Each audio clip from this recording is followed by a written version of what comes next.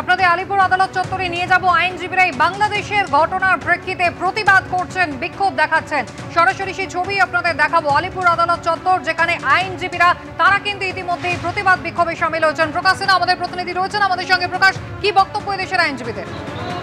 একদমই প্রথম আমরা দেখতে পাচ্ছি আইনজীবীরা কিন্তু রাস্তায় নেমে প্রতিবাদ দেখাচ্ছেন, এবং ঠিক সেই সময় যেই সময়ে চিন্ময় কৃষ্ণ দাসের আইনজীবী রবীন্দ্র ঘোষ তিনি চট্টগ্রাম আদালতে ওকালতনামা হাতে নিয়ে পৌঁছেছেন। গতকালই তার উপরে হামলা চালানো হয়, এবং একই সময় আমরা দেখতে পাচ্ছি কলকাতার আলিপুর আদালতে এখানকার আইনজীবীরা, বার কাউন্সিলের সদস্যরা, তারা কিন্তু প্রত্যেকেই রাস্তায় নেমে প্রতিবাদ জানাচ্ছেন, protest against violence in Bangladesh.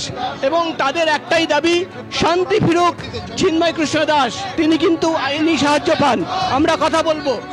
দাদা, এই মুহূর্তে কিন্তু চিন্ময় কৃষ্ণ দাসের আইনজীবী তিনি চট্টগ্রাম আদালতে রয়েছেন, তিনি সওয়াল করতে চাইছেন হাতে ওকালতনামা নিয়ে। গতকাল তার উপরে হামলা চালানো হয়, কি বলবেন? আমরা বলি তো মানবাধিকার লঙ্ঘিত হচ্ছে, যে কোনো মানুষের আত্মপক্ষ সমর্থনের সুযোগ দেওয়া উচিত, আইনজীবী তার হয়ে সওয়াল করতে পারেন।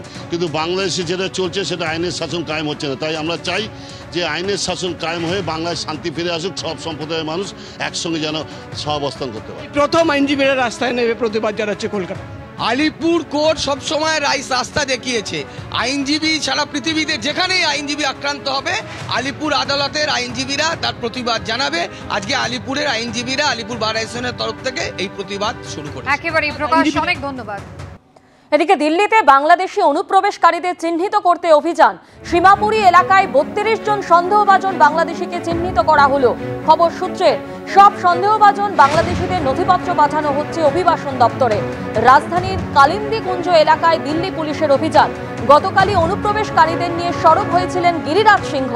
দিল্লি পুলিশকে ব্যবস্থা নিতে বলেছিলেন দিল্লির লেফটেন্যান্ট গভর্নরও।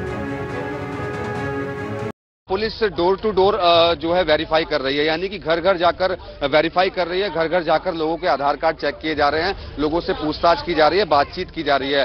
और जैसा कि मैंने आपको बताया कि ये ड्राइव 3 दिन से चल रही है, और 3 दिन के अंदर पुलिस ने 32 ऐसे लोगों को आइडेंटिफाई किया है जिनके ऊपर शक है कि वो बांग्लादेशी हो सकते हैं और अवैध रूप से रह रहे हैं। या तो उनके पूर्वज यहाँ पर बांग्लादेश से आए थे और उसके बाद यही दिल्ली का उन्होंने आधार कार्ड बनवा लिया और वो यहाँ पर रह रहे हैं। अब पुलिस की जो टीम है वो ये जानने की कोशिश कर रही है कि जिन लोगों के ये आधार कार्ड बने हुए हैं दिल्ली के, कहीं ये फर्जी आधार कार्ड तो नहीं बने हुए हैं। तो पूरे परिवार के जो आधार कार्ड हैं वो यहाँ चेक किए जा रहे हैं। तो अभी तक की अगर मैं बात करूं अखिलेश, तो सीमापुरी इलाके में 32 लोगों को आइडेंटिफाई किया गया है जिनके ऊपर शक है कि वो अवैध रूप से यहाँ पर रह रहे हैं। और जो उनके आईडीज हैं वो तो दिल्ली के ही हैं, लेकिन उनको भी वेरीफाई किया जाएगा कि कहीं उन्होंने फर्जी आईडी तो नहीं बनाए थे। और अगर उनके जो आईडी हैं वो फर्जी पाए जाते हैं तो उनके खिलाफ सख्त कार्रवाई भी जो है वो की जाएगी। तो फिलहाल अभी जो पुलिस का प्रोसेस है वो लगातार चल रहा है। डोर टू डोर जो प्रोसेस है पुलिस का वो यहाँ पर लगातार चल रहा है। सीमापुर इलाके में